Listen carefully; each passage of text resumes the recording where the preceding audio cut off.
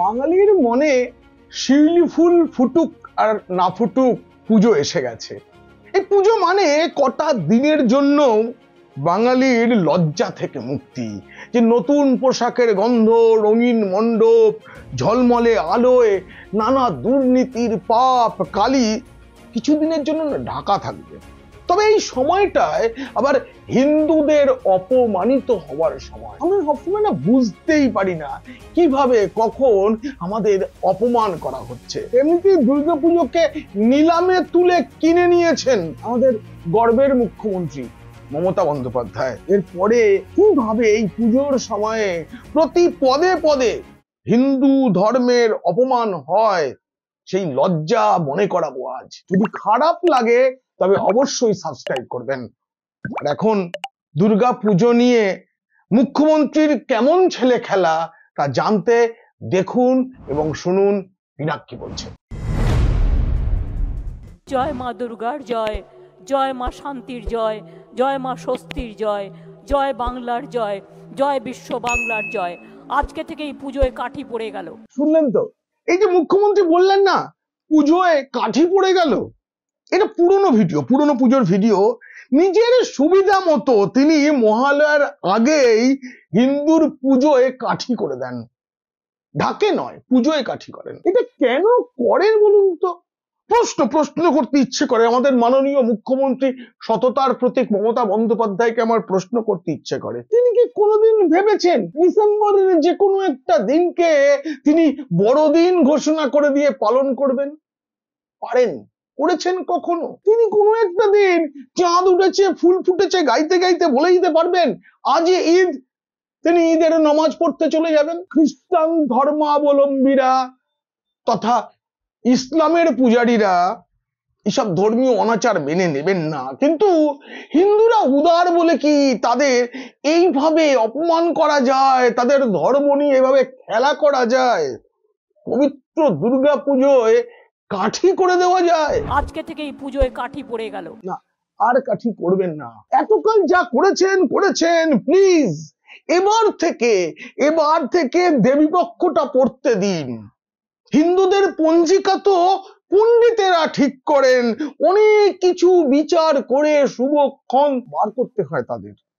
আপনি তো সবকিছু ভোট দিয়েই ভাবেন, তাই বলছি মাননীয় মুখ্যমন্ত্রীর উদ্দেশ্যে বলছি, এই রাজ্যের ৬৭% ভোটারের ধর্ম নিয়ে খেলা করবেন না। শাস্ত্র অনুযায়ী ষষ্ঠীর সন্ধ্যায় বোধন হয়, স্বয়ং সন্ধ্যা সুকারয়েত, এটা শাস্ত্রে বলা রয়েছে। এবার কেউ যদি বোধন আর উদ্বোধনকে মিলিয়ে ফেলেন তাহলে কিছু বলার নেই, কিন্তু তারা কি এটা জানেন যে দুটি শব্দের উৎপত্তি একই জায়গা থেকে? উদ্বোধন থেকেই তো বোধন, আর সেটা মহালয়ায় বা তার আগে হলে সেটা অশাস্ত্রীয়। আমাদের মুখ্যমন্ত্রী যতই নিজের মতো করে নিয়ম তৈরি করুন, হিন্দু শাস্ত্র অনুযায়ী এটা অশাস্ত্রীয়। হিন্দু রীতি মতে ভাদ্র মাসের পূর্ণিমার পরদিন থেকে শুরু হয় পিতৃপক্ষ, অর্থাৎ এই যে অমাবস্যায় যে মহালয়া, সেই দিন পর্যন্ত কৃষ্ণপক্ষ চলতে থাকে। এই সময় দেবযান মার্গ অবলম্বনে মনুষ্য লোকের কাছে এক মহালয় তৈরি হয়। সেই মহালয়ে সমবেত হন আমাদের পূর্বপুরুষেরা। এটাই হিন্দু শাস্ত্রীয় বিধান, এটাই বিশ্বাস। সারা বছর আমরা পূর্বপুরুষদের জন্য তর্পণ করতে পারি, কিন্তু এই মহালয়ার দিন যে তর্পণ, তাতে পিণ্ডদান করা হয়। এই দিনের তর্পণে তিল ও যব যুক্ত করা হয়, যেটা সারা বছরের পিণ্ডদানে হয় না। মনে করা হয় পিতা মাতা তো বটেই, সকল পূর্বপুরুষ, এমনকি প্রিয় পশু পাখি, তারাও এই সময় যারা প্রয়াত হয়েছেন তারা মর্তে আসেন, তাদের উদ্দেশ্যেই তর্পণ করা হয়। তারা ফিরে যান দীপান্বিতা অমাবস্যায়। সেই দিন তাদের ওই আলো দেখানোর জন্যই তো বাড়ির দরজায় প্রদীপ জ্বালানোর যে নিয়ম, সেটা হিন্দু শাস্ত্রে বলা হয়েছে। শাস্ত্রে ওই দিন দীপাবলি দিন উল্কা দর্শনের কথাও বলা রয়েছে। একটা সময় দীপাবলির সময় হিন্দুরা মশাল জ্বালতেন। এই যে পিতৃপক্ষ, তাতে পার্বণ শ্রাদ্ধ চলে। মহালয়ার দিনও সেই পার্বণের মধ্যেই পড়ে। এই সময়ে বা এই দিনে তাই উদ্বোধনের মতো কোনো কাজ করা যায় না, কারণ উদ্বোধন একটি শুভ কাজ। মহালয়ার দিন অনেকে যেটা বলেন শুভ মহালয়া, সেটাও বলা যায় না, কারণ এদিন পিতৃপুরুষ মাতৃপুরুষদের শ্রাদ্ধ করার দিন। আমরা কি কখনো বলি শুভ শ্রাদ্ধ?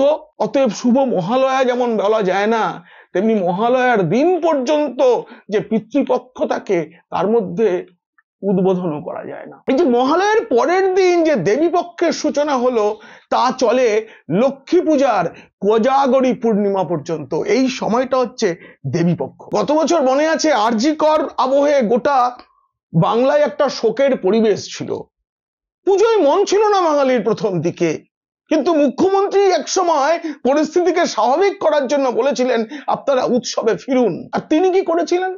মহালয়ার আগের দিন তিনি চলে গিয়েছিলেন সুজিত বসু তার মন্ত্রী, সেই মন্ত্রীর শ্রীভূমির পুজোয় চলে গিয়েছিলেন। সেখানে গিয়ে ঢাক ঢোল পিটিয়ে বাঙালিকে, তিনি মন খারাপ করা বাঙালিকে আরজিকর ভুলিয়ে পুজোয় আনতে চেয়েছিলেন। ওই দিনই ওই শ্রীভূমির মণ্ডপে গিয়ে তার ঢাক ঢোল বাজানোর পর তিনি মঞ্চে উঠে একটা কথা বললেন, উৎসব উৎসারিত।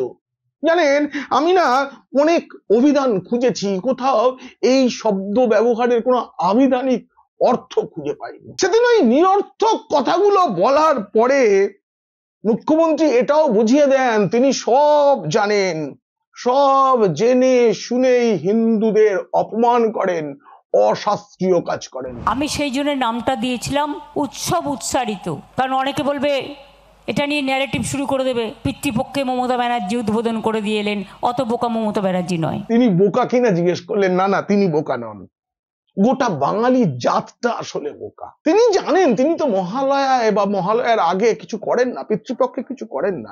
আমি কয়েক বছরের এই কথাটা তিনি গত বছর বলেছিলেন, তার আগের কয়েক বছরের খবরের কাগজের হেডলাইন দেখাবো, দেখবেন আপনারা, দেখে আপনারাই ঠিক করুন কে বোকা আর কে বোকা বানান।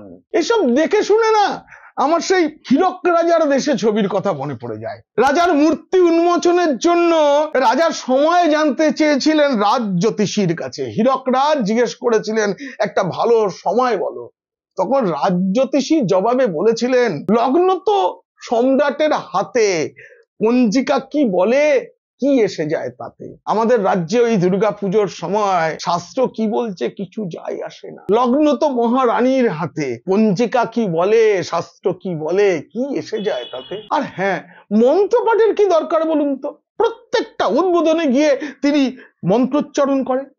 আচ্ছা, সবাইকে কি সব করতে হয়? এই যে মন্ত্রপাঠ এসব গুলিয়ে ফেলেন তিনি, আর তাতে না কি হয় জানেন, তাতে অনেক লোক মিম বানিয়ে অর্থ রোজগার করে, এছাড়া বাংলার কোনো উপকার হয় না। আর একটা কি হয় জানেন, আর হয় সনাতন ধর্মের অসম্মান। মধু বন্দিতাগ্নি যুগে দেবী, সর্বসৌভাগ্য দায়িনী, চণ্ড মুন্ড বোধে দেবী,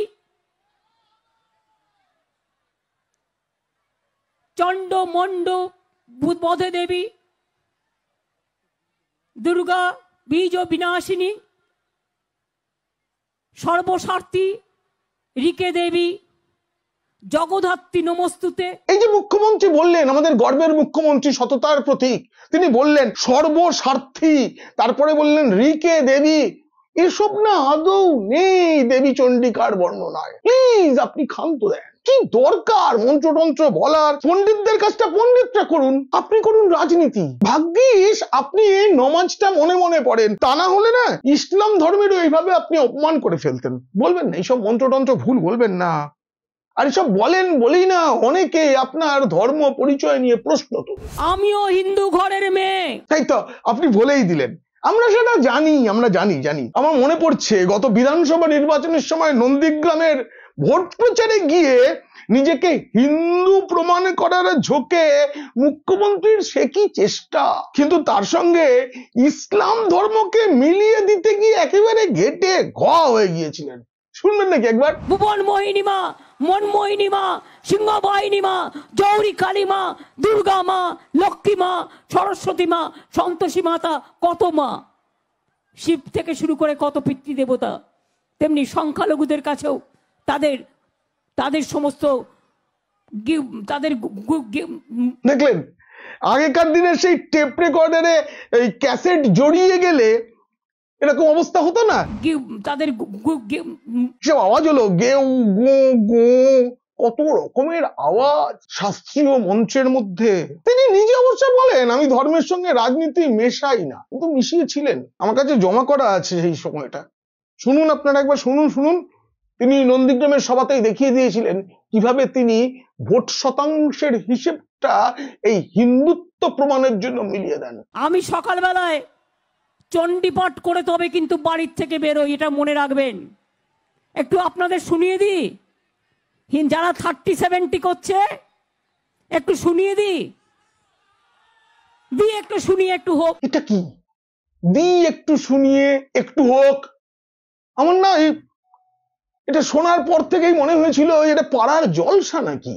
মা দুর্গার মন্ত্র, দেবী চণ্ডিকার মন্ত্র, চণ্ডীপাঠ কি এইভাবে শুনিয়ে দিই একটু হোক? এটা তো চটুল গানের ক্ষেত্রে এরকম ব্যবহার করা হয়, অভিনেতারা করেন, গায়করা করেন, একটু হোক। তাই বলি কি, প্লিজ প্লিজ এবার থামুন, আর অপমান করবেন না প্লিজ। নন্দীগ্রামে হারের কথাটা মনে রাখুন। কে বলতে পারে এইসব ভুলভাল মন্ত্র বলেই হিন্দুদের ভোট আপনার ঝুলিতে কম পড়েছিল? জানি তিনি শুনবেন না, তবু তবু তবু আরো একবার আরজি মুখ্যমন্ত্রীকে প্লিজ, আর অপমান নয়। এই প্রতিবেদন যদি ভালো লাগে তবে বন্ধুদের শেয়ার করবেন, খারাপ লাগলে শত্রুদের, আর কমেন্ট করবেন আমাকে। আপনারা খুব খুব ভালো থাকবেন।